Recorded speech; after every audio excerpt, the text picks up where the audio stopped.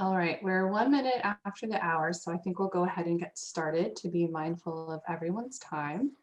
Thank you so much, everyone, for joining us. Before I kick it over to our presenters, I just want to go over a couple quick housekeeping items. This webinar is being recorded, so if you do need to leave at any point, we will be sending a recording of this webinar to you via email as soon as it is ready. Please use the Q&A box at the bottom of your Zoom panel to ask the panelists questions. We'll be monitoring the Q&A throughout the presentation, and we're going to do our best to try and get to as many questions as we can. But if we're unable to address your question live, we'll be sure to follow up with you after the session is over. So any further ado, I want to kick it off to our presenters today. Hi, everybody. Welcome to the webinar. Hello. We'll start by just introducing ourselves. I'm Fiumara. I've worked at Carney Sandoe for about 14 years, and I handle English. So I know probably seeing a lot of familiar names out there, but excited to work with you all and answer as many questions as we can today. And my name is Sloane Meyer, and I have been at Carney Sandoe. This is my 6th year. Previously, I taught history and served as an academic dean in an independent school and was a Carney Sandoe candidate placed by Maddie Fiumara. So it was great. But now I handle history as a placement area here at Carney Sandoe as well. So excited to connect with you. Also seeing a lot of great names on the list here. Hi, everybody. I'm Becca. I assist Maddie on the English team, and then I also run our religious studies and chaplaincies openings here. And this is my 2nd year at Carney Sandoe. Hi, everyone. I'm Baillie. I assist Sloane with the history and social studies positions, and this is my 3rd month at Carney Sandoe, so I'm fairly new here. Doing great. Awesome. And like most of you all, or some of you all, we're live from our homes. I just told these guys I've shipped my children away, so hopefully we won't have any surprise guests. Yeah, we'll hope for a good internet connection. Exactly. And so we're going to run through these topics just kind of to go over what we'll be covering during the next hour together. And so first we'll start talking about the market and predictions. I'm sure that's top of mind for a lot of people, considering how crazy the year 2020 has been, kind of just talking about what it's going to look like moving forward. Then we'll go through what schools are going to look for in candidates in the humanities, and how to tailor your candidate file, your documents, and your portal to fit what schools are looking for. Then we'll talk about referrals and the process. And then go over timeline, conferences, and best practices. And then we'll open it up for Q&A and get to all of your questions. But like Julie said, if you have questions that come up as we are speaking, please feel free to drop them into the Q&A, and we'll try and address them if they're timely as well. All right, so we'll get started. Great. So just talking about kind of the strange year that was 2020, definitely extended into the independent school hiring market, as well as everywhere else. Things kind of came to a halt, I would say, in last March, and were pretty slow as schools tried to sort of figure out what was going on, how their schools and campuses would be affected. And then, throughout the later spring and summer, as schools started figuring out their plans for the year, started to move a little bit more on the hiring front. So I would say one thing that was fairly different was just kind of our normal cycle. I mean, for us, the busiest time tends to be for hiring, kind of that January, February through April, May, June. And so I feel like we had sort of gotten about halfway through that, in a normal way. And then, like I said, everything kind of came to a halt. So when things started picking up again, we were noticing a lot of schools listing kind of late, mid-year, 1 year type roles, just to kind of figure out, hopefully, in the hopes that they would have enough teachers to cover classes in the event that it was in person and the event that it was remote. So I think, they were looking for people with a lot of versatility. The ability to move wasn't as important as it typically would be. But it was, I think people were sort of figuring it out as they went in what is usually a very cyclical hiring season was not. And so it was interesting. But what has definitely changed for us is that a lot of the jobs we're seeing right now are for kind of mid-year and kind of helping schools finish out this year. So we're heavier on those jobs right now than I would say we are in a typical year. And then we're kind of waiting to see. We're definitely still getting some jobs for next fall. And I think now that schools are getting a sense of how the year is going, whether they're in person or hybrid or remote, they kind of have a sense of how things will go and what their needs will be. And so some of that is, hiring some more teachers for an immediate need, as well as looking towards the fall. Yeah. And just to kind of go off of what Maddie was saying, as schools were determining if they're going to be in person and what that meant in terms of class sizes or hybrid models, we saw a big wave of positions coming in where they're adding a section of English or history. And so, they're bringing in teachers where before they may have only had 2 history teachers, now they have 3 or 4 because they can't have as many kids in a classroom together, or they have a fully remote class and then they have a fully in person. And so just as schools have had to be more flexible in what they're offering, the jobs have become a little bit more flexible in terms of what they're hiring for at this mid-year kind of during the 2020 season. And so being flexible in yourself as well and being open to, is this going to be a remote job? Is this going to be a hybrid job? Is it going to be in person? Schools are trying to figure that out as well as they're kind of seeing through 2020. But like Maddie said, the jobs that we're seeing for 2021 are looking normal. They're looking like ahead to next year to be a traditional on-campus normal job. Yeah, the end is in sight. Exactly, hope. The end is in sight. And one of the things that we've heard from schools directly and noticed in their hiring is that they have been hiring people who do have some good experience teaching online or good fluency with online learning technologies. And that's been something in general that schools like to see, but it's been a kind of a #1 priority this year. And I don't really expect to see that going away. I think that, the more people are realizing what they can do with online learning, they want people with that skill set. And so if you do have those types of skills or that background, it would be something to highlight for sure. Yeah. And also, as you're thinking ahead in terms of, what schools are going to be looking for in the market this year, those virtual skills are going to be really important to highlight, but also highlighting your resilience and your ability to be flexible. That's something that as we're speaking with hiring contacts, they're saying that's the #1 thing that they're looking for when they're doing an interview. Even posing scenarios to candidates saying, okay, you're in class in person and now we need to completely switch to hybrid learning. What's your approach to changing up a lesson plan? Or how have you been versatile in addressing different learning abilities in both a virtual classroom and an in-person classroom? What is your approach to addressing those different learning styles when everybody's behind a Zoom screen?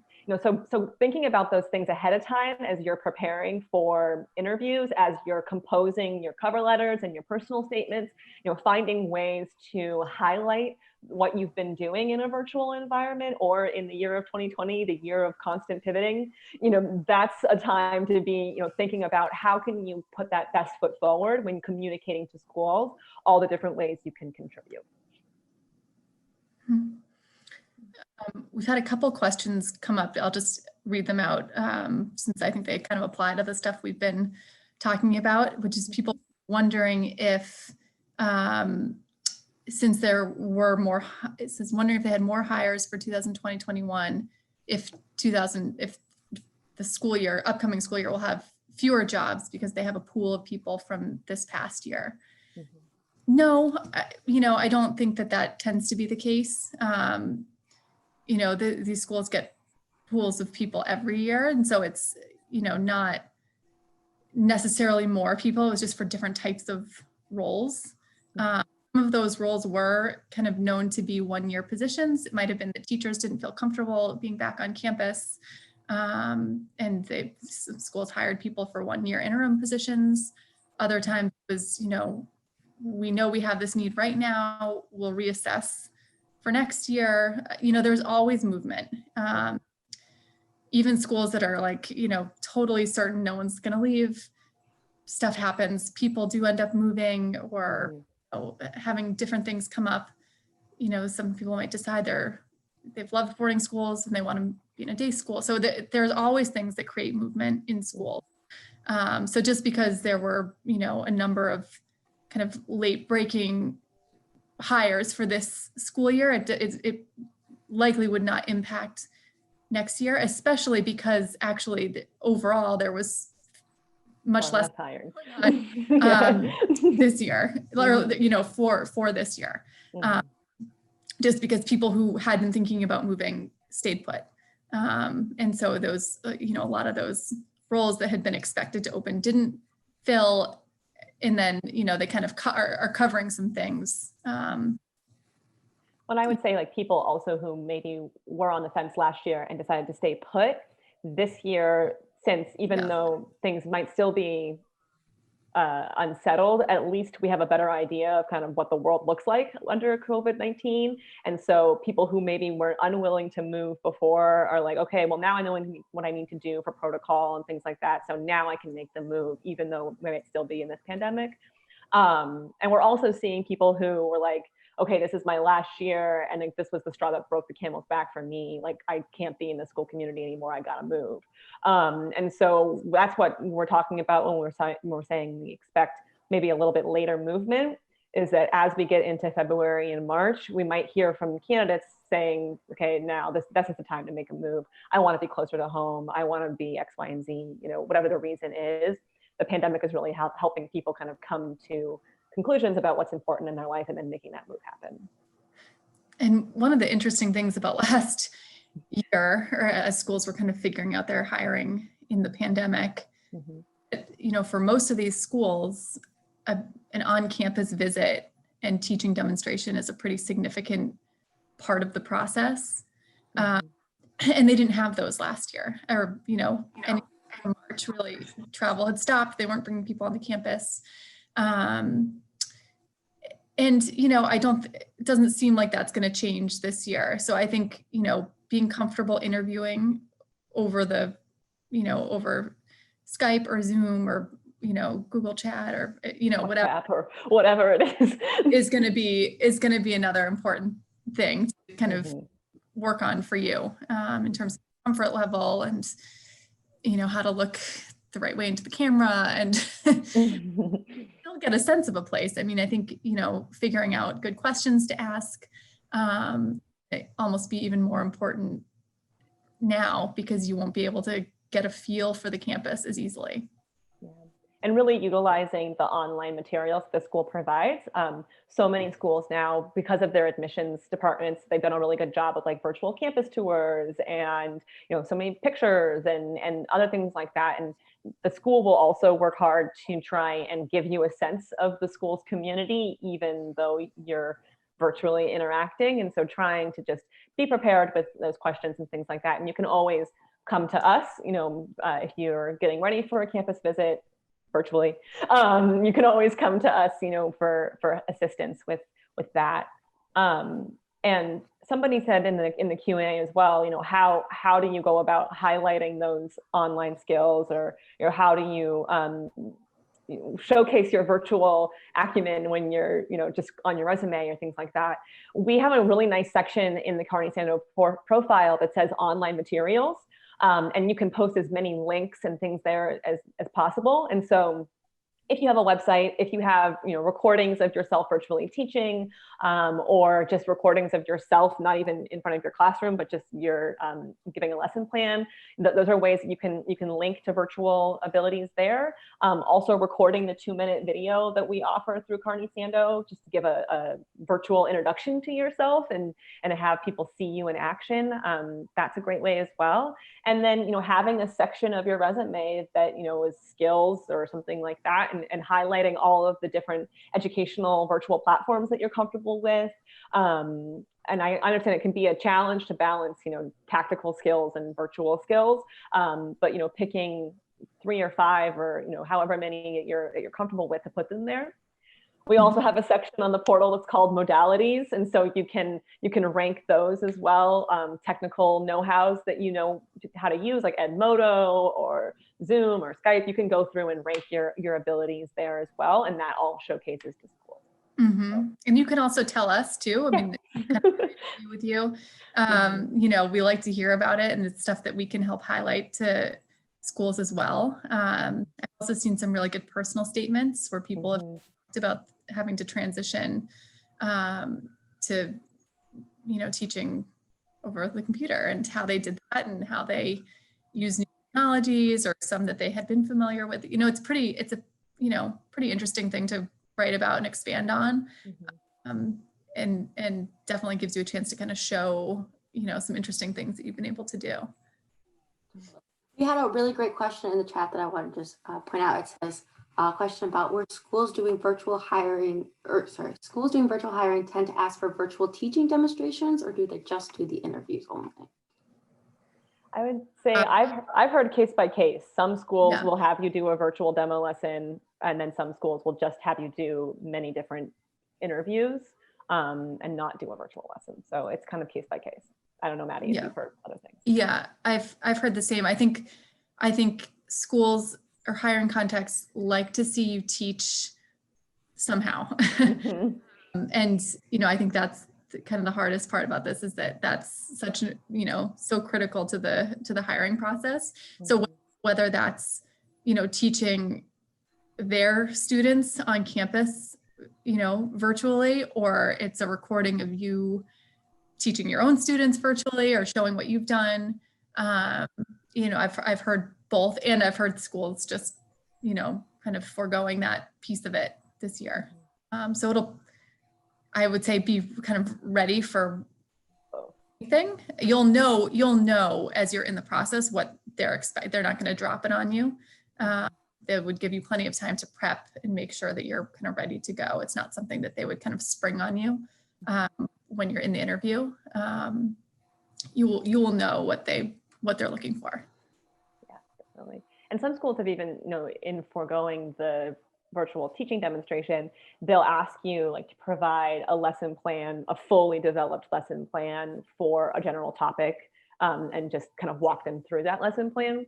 I've seen that as an example. I've seen where they ask you to meet with just a handful of students and do a Q&A so that they can see your interactions with students, all sorts of different things to try and get around not having you physically there on campus, for sure. Mm-hmm. And someone just asked, actually, in our last webinar last spring, we had recommended kind of posting some sort of a statement about virtual learning, and asked if they'll recommend that. Totally, yes. I mean, I think it'd be super helpful. Definitely. You can definitely do it that way, or kind of doing it the way Sloane mentioned, and kind of showing the your familiarity and fluency with different educational technologies. So I would say either way or both ways, whichever you prefer, really. But some things haven't changed. Some of the schools, obviously they're looking for these qualities that have become kind of heightened in importance this year. But they're still looking for great teachers, people who are experts in their fields, people who get kids and want to work with kids. I think obviously knowing your stuff is really important. Being able to connect with kids and offer that kind of social emotional learning as well, I would say has maybe even grown in importance. I would argue it's always been really important at an independent school, and is a quality that they really look for in their candidates. But so those things haven't changed. I would say they're still looking for people who love kids and want to work with them in and out of the classroom. We work with people who are experienced in independent school teaching. We work with people who are coming out of public schools. We work with people who are coming out of PhD programs, and each background, I would say, has its own pros and cons and different ways that you have to kind of talk about your search and your background and highlight different things for them. But I think the core of what these schools are looking for is kid experience, love of working with kids in and out of the classroom, and knowledge in your subject area. Great. I think that kind of leads us nicely into the next section, which talks more deeply about kind of what your file consists of and what you should be working on as you do this. And so we're going to pass it over to Baillie, since she's been holding down the fort talking about documents and referral files. So go for it, Baillie. Yeah, great. Thank you. So yeah, CandidateConnect is basically your hub for all things related to your search. It's probably the most important thing in regards to your search with Carney Sandoe, because it's where all of your referrals will be displayed once you've been referred to a position. It's where you can see all of your documents and you can upload new documents. There's also a section in there for supplemental questions that you can add to your profile that schools will have access to once you've written them. It's also where you can get in touch with your team, where you'll have access to our emails to be able to reach out to us. And it's also a great place to kind of update your preferences, list those skills and all of those things that you want to highlight somewhere in your profile. You can list them there. You can list places that you're interested in, etc. So it's really super important that you take some time to check in on your profile every once in a while, especially as those referrals start coming in. And talking briefly on documents, there are quite a few documents that kind of complete your profile here with us. The number one most important thing is a resume, of course, and that's going to be, baseline most required document. We want to make sure that we have some sort of experience to give schools to know what you've done in the past, whatever that is. In addition, we have a personal statement, which is kind of a one-page letter where you can talk to schools about all you're willing to contribute to an independent school, and it's also your time to really introduce yourself. So it's a great addition, and a lot of schools seem to really enjoy reading those. There's also an opportunity to add letters of reference or letters of recommendation, and those are going to be really helpful for schools to kind of get an idea of what previous supervisors and people who have worked with you in the past have said about you. And also it's a great time for them to discuss maybe your abilities within a classroom or your knowledge of a subject or whatever it might be. And then also for recent graduates, it's going to be really imperative that you have your transcript on file, especially for those who might not have had experience in the classroom. It's helpful for schools to know that you really do have knowledge of those subjects. And then talking really briefly on referrals, there are a couple of types of referrals that you'll get from us, and all of those will send a notification to your email, but it's really important that you check in your profile, because there are times where folks miss emails or whatever it might be. So there will be standard referrals where you get an email from us that you have an active referral. And so in those instances, you can log in, you can see what the position is, where the school is, and if there are any follow-up requirements. And I would pay a special note of those just because each school has their own follow-up requirement. Some might just be a cover letter, some might ask you not to follow up at all, but others might have more intricate pieces that you want to make sure you pay attention to. And there are also times where we're not 100% sure if a position might interest you. So we will also send you a couple of positions in that way. And there's a way for you to log into your profile and decide whether or not to send your materials to that school or to decline. And that's also very important, because unless you send those materials, the schools won't know that you have interest in that position. So it's really imperative that if you are interested, that you do send your materials. And I think it's important to note that Materials do upload in real time. So as long as your profile is an active referral with the school, they will have access to documents as you upload them. So just make sure you send your materials if you're interested. And regardless, when you have a referral, if you're really interested or you're not interested for whatever reason, feel free to give us some feedback and let us know, and we'll take note of that so we can send you the best referrals in the future. Bailey, a lot of people have been asking, when is the deadline to upload all of your docs? Oh, that's a great question. Well, I mean, really, there isn't a deadline per se. There's definitely a recommended time to have them up, and the sooner the better, since the hiring timeline is really expected to kick off around mid-January, early February. It'd be good to have as many of your documents in by mid-January as possible. But since, like I mentioned, you can upload materials in real time and schools will have access to them, it's just important that you get them done and upload them when you can.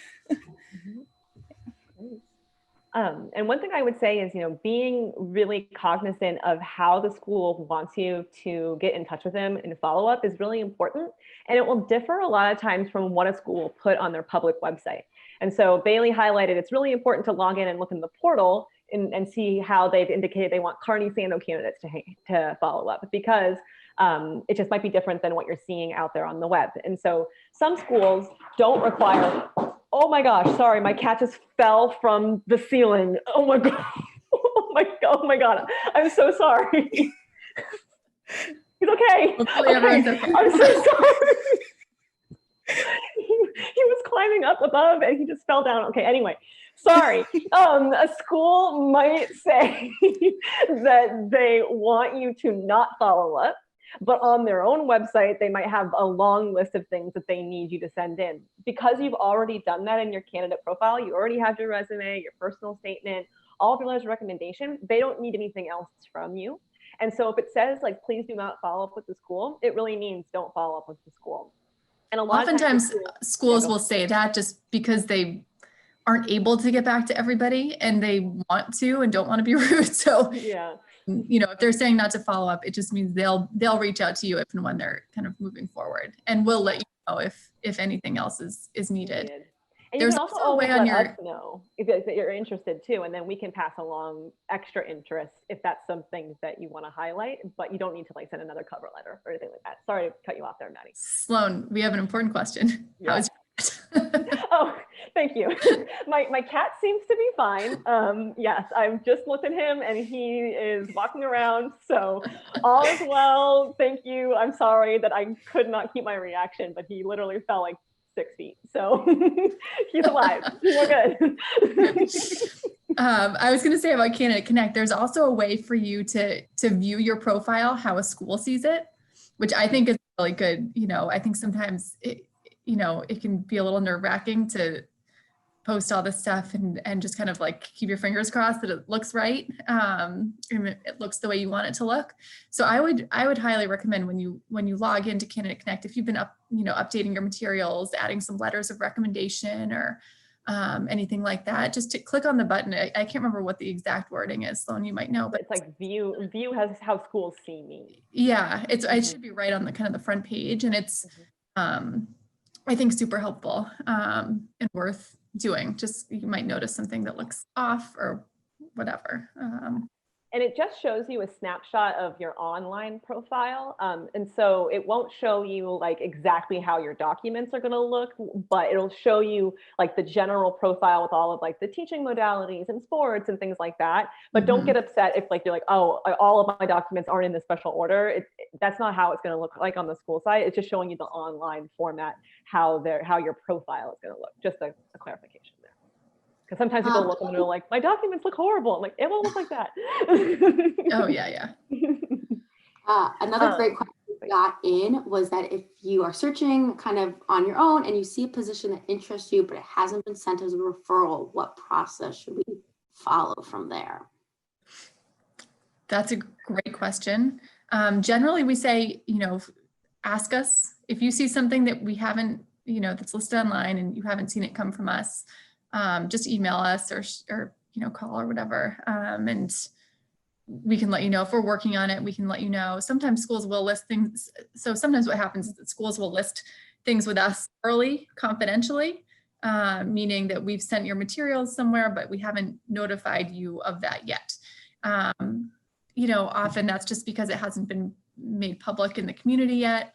If there's a retirement, or if someone's not totally certain that they're leaving, you know, they might just want to keep it quiet for the time being until it's definite. Then sometimes when it does become definite, they will eventually let us know that it's definite, and we can alert you.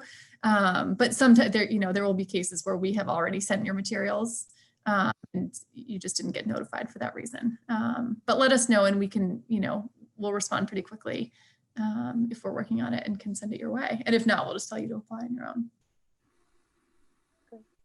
There's some good questions here in the Q&A about like addressing and tailoring your materials. And so one question is like, how much should we tailor our materials toward the particular landscape of right now? And then another question about if you had a different first career, you know, how much of that should you mention if you're a career changer?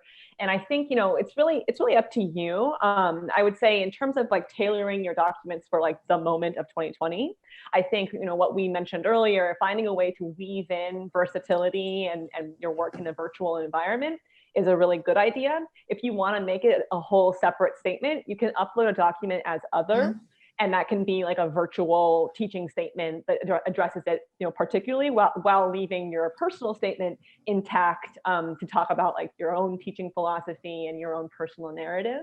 So that's one way you could do it, or you can weave it all together. In terms of addressing a first career, or, you know, if you don't have as much teaching experience, you know, what are you supposed to talk about in the personal statement? And I feel like that is what you should be talking about in the personal statement. What is it that encouraged you to make the transition to becoming a teacher? If you were a lawyer before, or if you worked in the corporate world, you know, what was it that drew you to education? Why are you passionate about becoming a teacher? And you know, what is your interest in working in independent schools? That's especially important if you're coming like right out of college and right out of a PhD program, really making a good case for yourself as to why you want to work with high school kids and in a school community where you're going to be a part of the community beyond just showing up for your class and lecturing. So, you know, why is it that you want to be working with kids at this age group? Why is it that you want to be a part of an independent school? And the people who are able to articulate that well are the people who are able to kind of make that transition happen.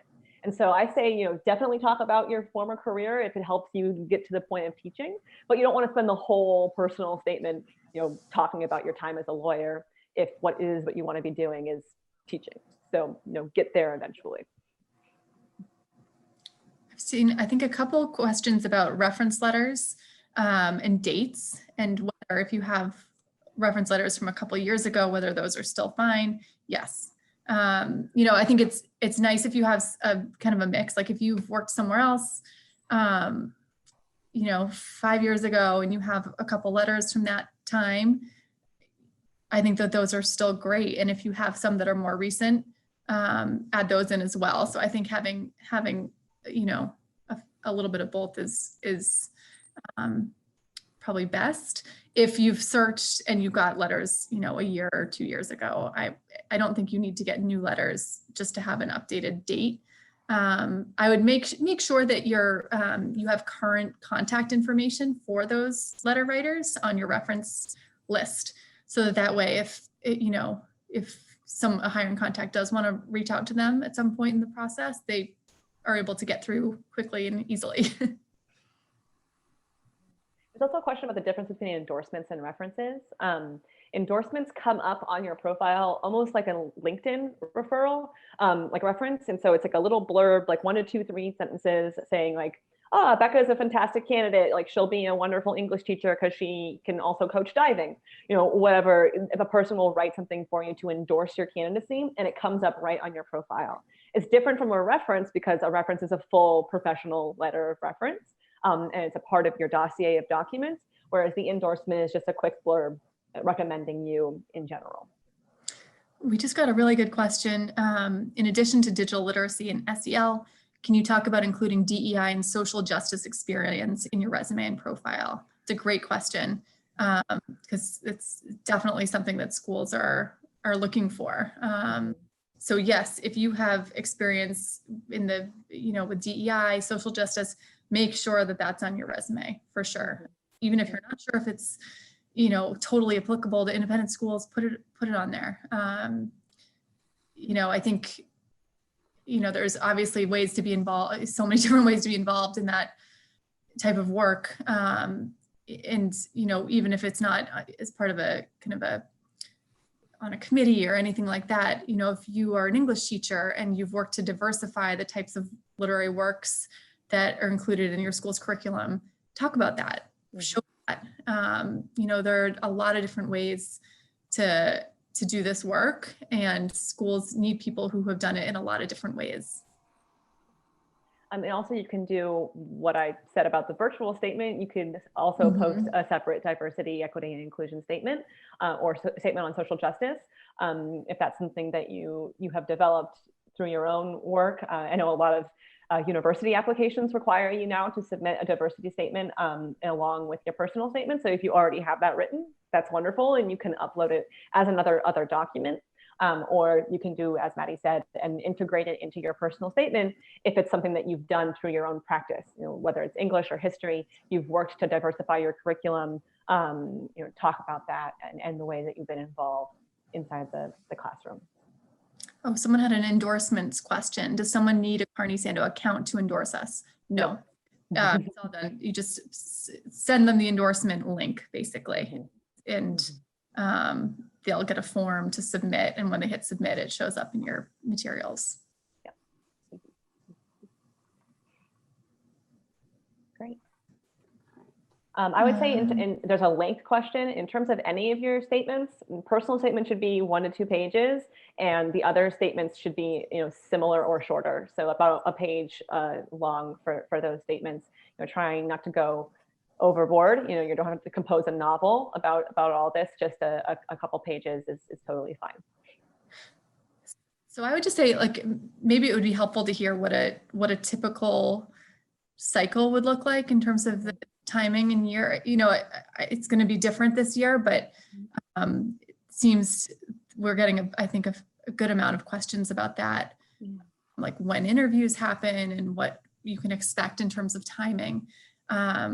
So in a typical year, schools would, you know, begin really getting positions listed for the fall in kind of December, January. I think, you know, for us, when schools get back from break after the holidays, that's when we tend to see a pretty big push in terms of new openings for the fall. And that continues, you know, through April. I mean, in a really heavy way through April, with a lot of the interviewing and hiring taking place in kind of like, you know, February, March, April, with schools aiming to finish, you know, by the time they're done for the year. That doesn't always happen, obviously. You know, a lot of schools hire into the summer, and you know, have late breaking openings, and you know, those happen every year. I mean, last year more than most, but we get those positions through the summer. And in terms of interviewing, most schools will do a phone interview of some sort first, or, you know, in our typical years, we would have in-person conferences. This year it's virtual, and we'll talk about those in a minute. But you know, so kind of an initial general conversation, kind of getting to know you conversation. You know, they'll kind of review your resume and sort of, if you sort of looked at the background that they're looking for, that would, you know, that phone conversation would happen next. You might talk with a couple different people, but usually there's kind of one person on campus who's spearheading the hiring, whether it's the department chair or academic dean, or in some cases head of school. But throughout the process, you'll probably talk to all of those people at different times. So, you know, after the phone interview would be a typical in-person visit where you'd meet with a bunch of different people for an all-day visit, do a teaching demo. And usually schools would not reach out to your references until that point. So if you're, you know, searching confidentially for the time being, you know, you tell us, because it's helpful for us put a note in there that you're keeping your search quiet for now. If you get to the point, you know, like in a typical year, it would be visiting on campus, but I think if you're, you know, if you have kind of an all day Zoom interview, you'll want to let your references know that that's happening. Because at that point, they could start contacting your references. They probably wouldn't do that until they've told you they're going to, you know, most places would tell you before they do. So you would have time to kind of prepare and make sure that that was, you know, okay and good timing. So yeah, we would typically tell people, you know, that they would need to let their references know before they go to a campus visit. But again, since there won't be campus visits, just be prepared if you're getting invited to, you know, a lengthy Zoom meeting, you're probably like in the semi-finalist round. Mm-hmm. And there's a good question in terms of like who should be your references. And so we typically say a supervisor or a colleague are the best references, people who can speak to your teaching ability. If you've not been a teacher, then you can ask former professors, you know, PhD advisors, things like that, people who can speak to your subject area mastery. And then also if you've been a TA or worked with kids in any capacity, so whether you were like a nanny or a tutor or a coach, you know, if you're coming right out of university and haven't had any kind of teaching experience, you know, any kind of kid experience that you've had of having someone write a reference from that regard will be good. And then just anybody who you've worked with in a capacity as a supervisor or a colleague.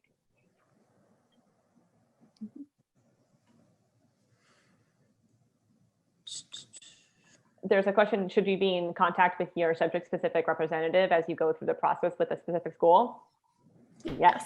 Yes, please. Because we do spend a lot of our time connecting with schools and talking with them about candidates and talking with them about their own process. And so if we know where you are in your process with schools, you know, I'm interviewing with here, here, and here. Mm-hmm. I'm really excited about this school. It's my top choice. You know, my wife is moving us to this place. And so that would be down the street. You know, anything you can share with us, we can then pass that along to the school and advocate on your behalf.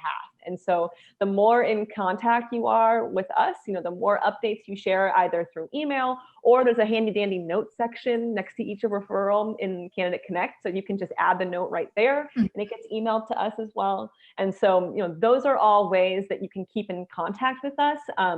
And the more you do that, the better we can help you and the more successful you can be in your search.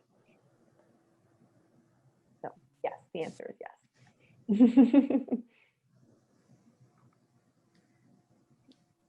Should we talk about conferences? Yeah, we've gotten a lot of questions about conferences. Yeah. Okay. Mm-hmm. Great. And so we typically have 9 all throughout the country in person, but it's a little bit different this year because obviously we're not flying anywhere. We won't be in big banquet halls probably for a while. So we are transitioning to virtual conferences. There'll be 4 of them this year. We will have 2 that are professional development focused. You can see them there, the diversity conference and the STEM conference. And then 2 that are just straight hiring conferences, similar to our Boston forum or you know, one of our local forums like San Francisco, LA, DC, or Atlanta. The first one coming up is the Forum Diversity, which has become one of our flagship events. It's a 2-day event in Philadelphia. We have keynote speakers and professional development that happens throughout the days. And so instead, this year, we are pivoting and we are having 2 weeks of professional development leading up to 3 days of hiring. And so by signing up for this conference, you get access to all of this fabulous professional development. It'll be webinars, pre-recorded, live, all sorts of different types of professional development that you will get to engage with.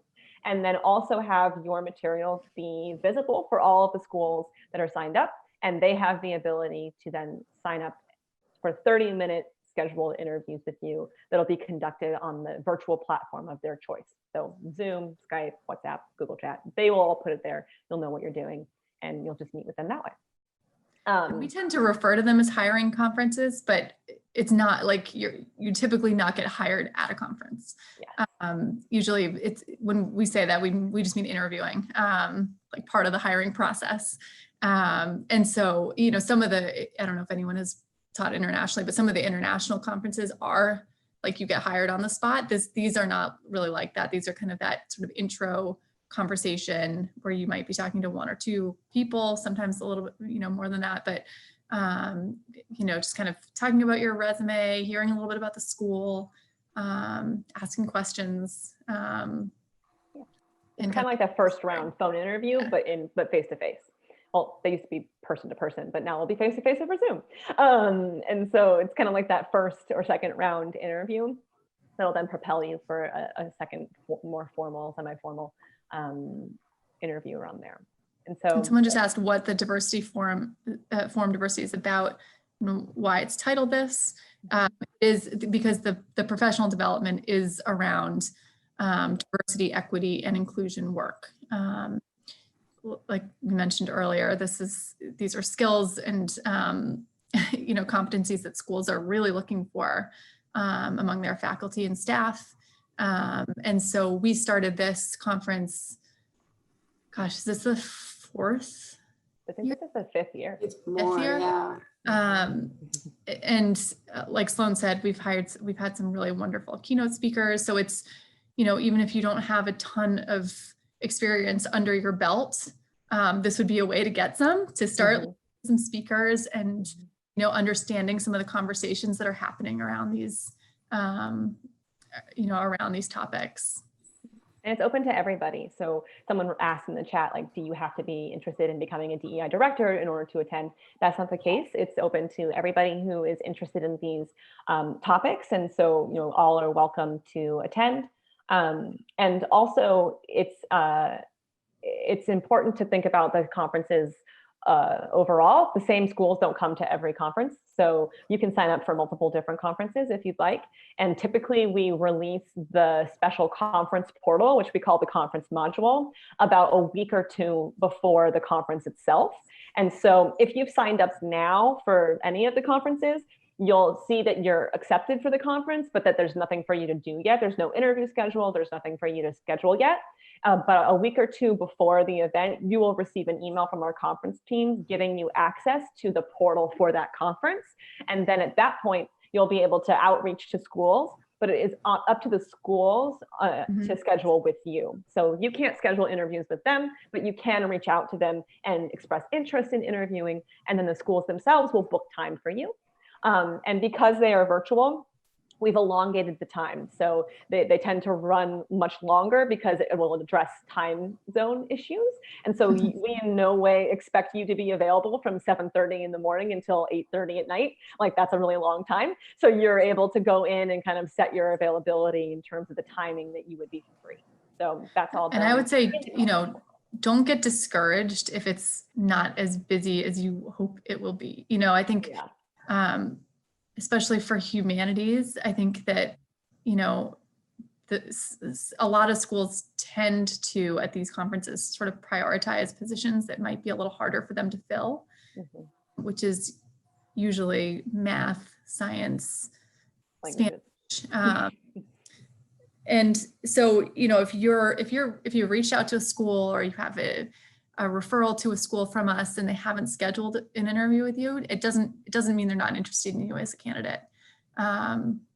It might just be that, you know, at this event, they're kind of first and foremost focusing on a different position, or, you know, if it's a school that hasn't listed something with us yet, they might just not know if they have those openings yet. So I wouldn't, you know, these events can be fantastic and super helpful. But don't be too discouraged if it's, you know, if your schedule doesn't have 20 interviews on it. You know, if you have a couple really good interviews, then I think that's fantastic. And also, you know, go ahead. Sorry, Maddie, go ahead. Oh, no, go ahead, you go. I was gonna say, and also I've heard of schools and seen schools who, you know, are mostly focused on like maybe a math hire that day, but keep all the other resumes on file for if they do find that they have an English or history opening, and then contact them outside of the conference. So even if like you don't get the interview with the school you really wanted to, that you still have been like seen by schools, and just being able to get your name out there is always a great starting place. Yeah, the visibility is excellent. Just getting yourself in the conference portal in front of all of those schools is really excellent. And also, the conference is just one avenue to finding a job. And so, following up and paying attention to your referrals is the most important thing for you to be doing in your job search. Coming to a conference is there to augment your experience and can be really helpful, but it's not the end all and be all. It's only one aspect of a job search. And so, if you can't attend one, it's not going to kill your job search. Having your referrals and taking the time to follow up and send cover letters, or take those instructions seriously, that's going to be a more, fruitful use of your time if you can't come to a conference. Mm-hmm. And if you see that your conference registration is still pending, we'll hear from us shortly. Sometimes we just have to go in and I know for, candidates I'm working with for English, I usually just accept everybody's registration for it. So if you want to come, we will make sure that or want to attend virtually, we'll make sure that you're able to do that. It just, might just be that we're, I don't know, remote or You'll something. get it a little eventually. You'll get it. Totally. All right. Are there any other questions that we haven't gotten to that? About conferences? True. So someone asks, when you're expressing interest for a school at a conference, do you send a tailored cover letter, or are you just sending a quick little message?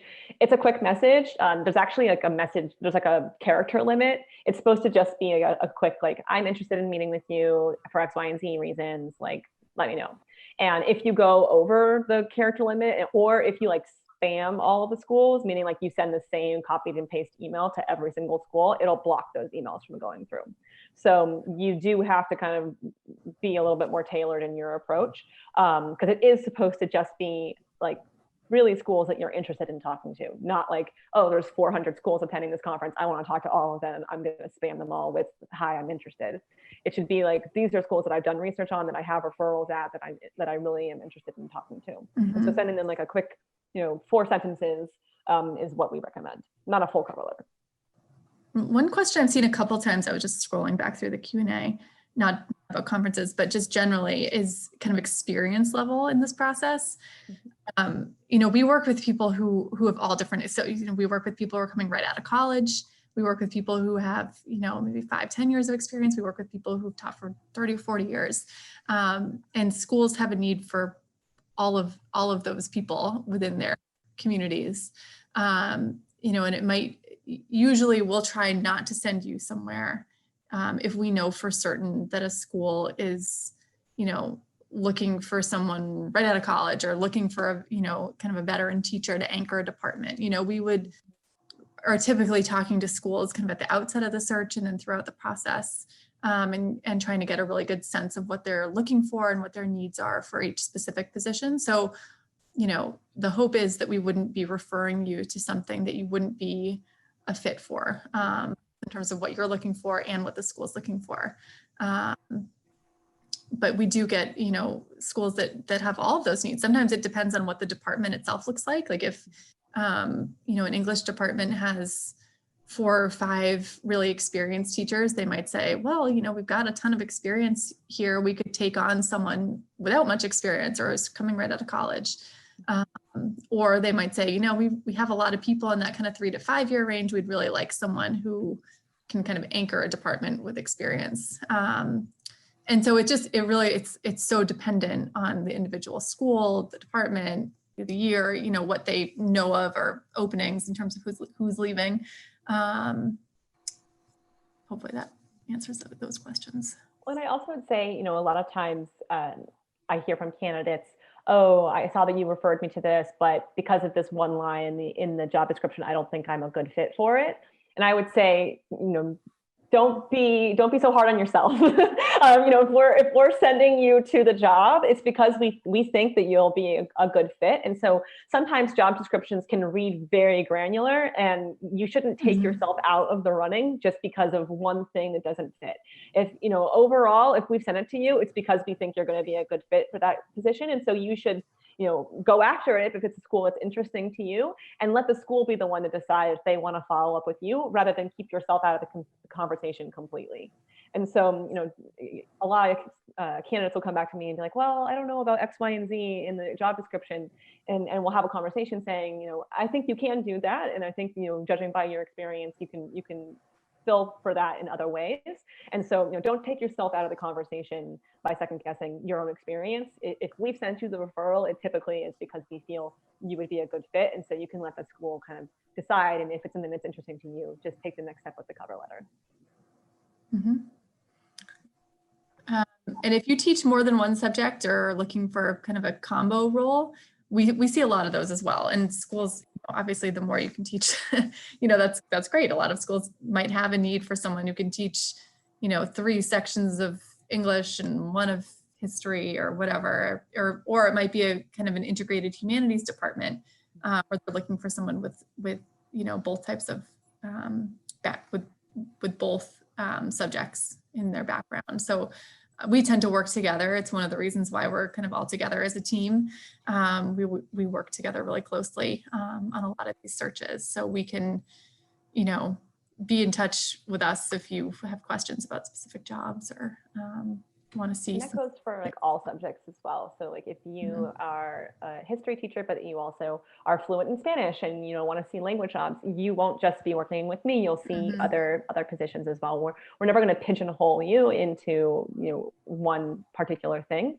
And that goes to say, like in CandidateConnect, when you're ranking your interests and things like that, a lot of people say that those kind of tend to move around.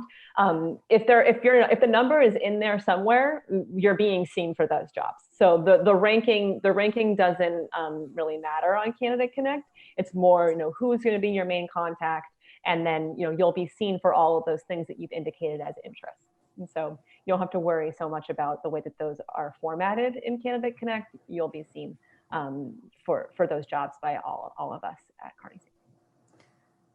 I think it's about time for us to wrap up. I don't know if there are any other questions that Becca or Bailey you guys saw or wanted to answer before we sign off.